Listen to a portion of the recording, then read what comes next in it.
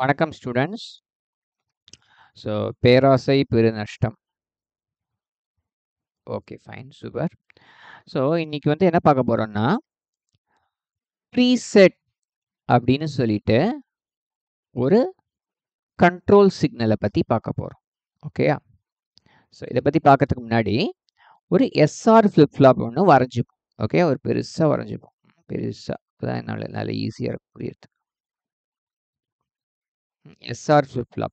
ஓகேயா? So SR flop பேர்லேயே ஒரு எஸ்ன்னு ஒரு இன்புட் இருக்கு, ஆர்னு ஒரு இன்புட் இருக்கு, கியூன்னு ஒரு அவுட்புட், கியூ பார்னு ஒரு அவுட்புட், அப்புறம் கிளாக்னு ஒன்று இருக்கு. இது வரைக்கும் நம்மளுக்கு தெரியும். ஓகேயா? ஸோ கிளாக் வந்து நாம் இப்போ வரைஞ்சிருக்கிறது positive edge triggered flip flop. ஓகேயா? ஸோ அப்படின்னா இது வந்து ரைசிங் எட்ஜ் ஆஃப் கிளாக் எப்போல்லாம் வருதோ, ரைசிங் எட்ஜ் ஆஃப் கிளாக் எப்போல்லாம் வருதோ அப்போல்லாம் வந்து இந்த flip flop reacts to inputs அப்படின்னு பார்த்துருக்கோம். Okay, fine. இப்போ இந்த ஃப்ளிப் ஃப்ளாப்பில் எனக்கு வந்து Q வந்து 1ன்னு ஆக்கணும்னு வச்சுக்கோங்க. எனக்கு Q ஈக்குவல் டு 1 ஆக்கணும். அப்படின்னா என்ன செய்வோம் நம்ம?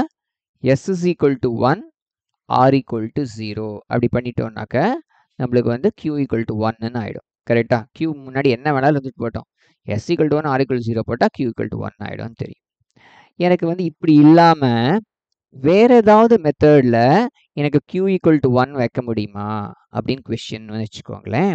அதுக்கு தான் இந்த ப்ரீசெட் அப்படிங்கிற ஒரு கண்ட்ரோல் சிக்னலை யூஸ் பண்ண போகிறோம். இது வந்து ஒரு கண்ட்ரோல் சிக்னல். ஓகேங்களா? இது வந்து இன்புட்டு தான். கண்ட்ரோல் சிக்னலில் ஒரு இன்புட் சிக்னல் தான் இது. ஓகேயா? ஸோ இந்த இடத்துல இருக்குன்னு எடுத்துக்கோங்க. ப்ரீ அப்படின்னு போட்டு வச்சுக்க போகிறோம். ஷார்ட்டாக ப்ரீன்னு எழுதிக்கிறோம். ப்ரீசெட்னு ஃபுல்லாக எழுதுனால ப்ரீன்னு எழுதினா போதும். ஸோ இதுவும் ஒரு இன்புட் சிக்னல் தான். SR மாதிரி இது ஒரு இன்புட் சிக்னல் தான்.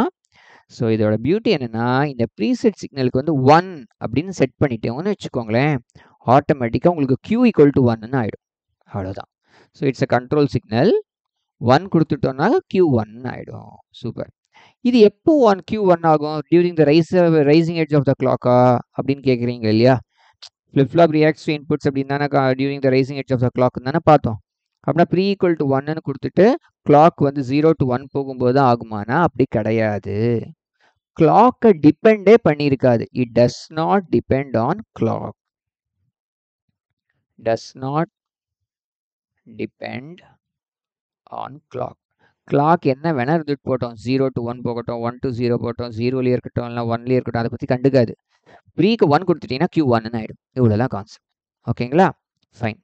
இது வந்து ப்ரீன்னு போட்டு எழுதியிருக்கேன் இல்லையா? யூஸ்வலாக பார்த்தீங்கன்னா நீங்கள் டயக்ராம்ஸ்லாம் பார்த்தீங்கன்னு வச்சுக்கோங்களேன், இதே போல் திருப்பி ஒன்று வரைகிறேன். என்னது வரைய போகிறோம்? SR ஃப்ளாப் தான் வரைய போகிறோம். SR.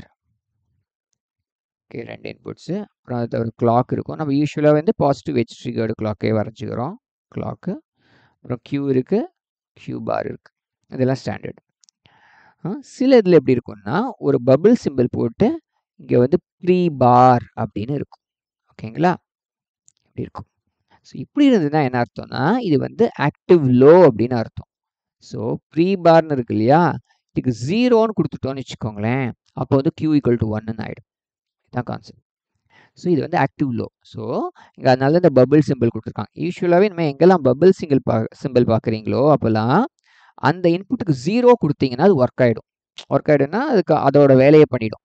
ப்ரீசெட்னா என்ன செய்யணும்? செட் பண்ணணும். எதை? அவுட்புட்டை Q ஈக்குவல் டு 1ன்னு ஆக்கணும். ஆனால் இது வந்து பார்னு போட்டிருக்காங்க, பபிள்லாம் கொடுத்துருக்காங்க இல்லையா? அப்படின்னா 0ன்னு கொடுத்துட்டாலே செட் ஆகிடும். முன்னாடி பார்த்தோம் இல்லையா போன ஸ்லைடில்?